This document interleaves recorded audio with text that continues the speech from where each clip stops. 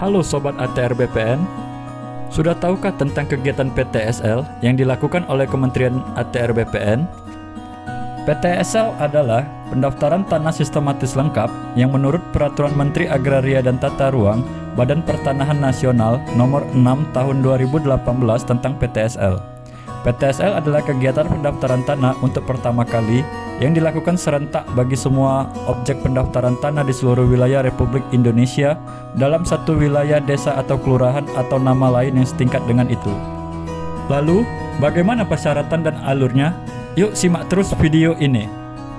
Untuk persyaratan, yang pertama, pemohon menyiapkan fotokopi kartu identitas diri, dalam hal ini yaitu KTP dan kartu keluarga. Selanjutnya, pemohon juga menyiapkan fotokopi SPPT PBB tahun berjalan.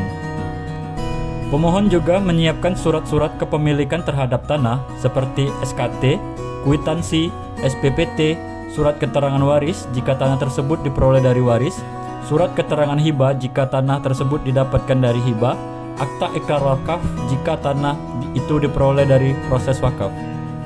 Setelah itu, pemohon mengisi formulir pendaftaran. Di dalam formulir ini, pemohon diminta untuk menuliskan nomor telepon yang dapat dihubungi. Setelah itu, pemohon juga mengisi surat pernyataan penguasaan fisik bidang tanah. Pemohon juga mengisi surat pernyataan pemasangan tanda batas dan persetujuan pemilik yang berbatasan. Terakhir, pemohon mengisi risalah penelitian data yuridis.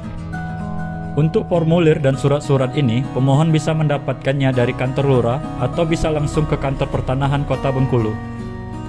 Untuk alurnya, pertama, pemohon menghadiri sosialisasi PTSL yang dilakukan di kantor kelurahan setempat.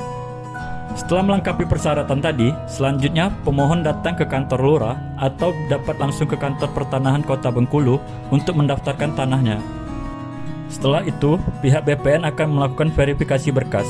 Jika berkas permohonan tidak lengkap, pihak BPN akan menghubungi pemohon melalui telepon yang telah ditulis di formulir pendaftaran. Jika berkas pemohon lengkap, maka selanjutnya masuk dalam proses pengukuran. Dalam pengukuran ini, pemohon diharuskan hadir dengan 2 orang saksi. Setelah tanah pemohon diukur, maka selanjutnya pemohon melihat pengumuman di kantor kelurahan. Di dalam proses pengumuman ini, apabila terdapat perbedaan data yuridis atau data fisik, maka pemohon dapat melakukan sanggahan.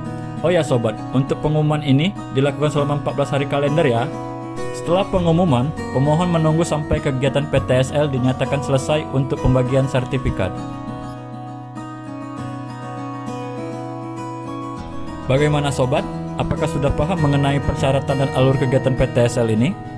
Ayo daftarkan tanah Anda untuk menghindari dari mafia tanah.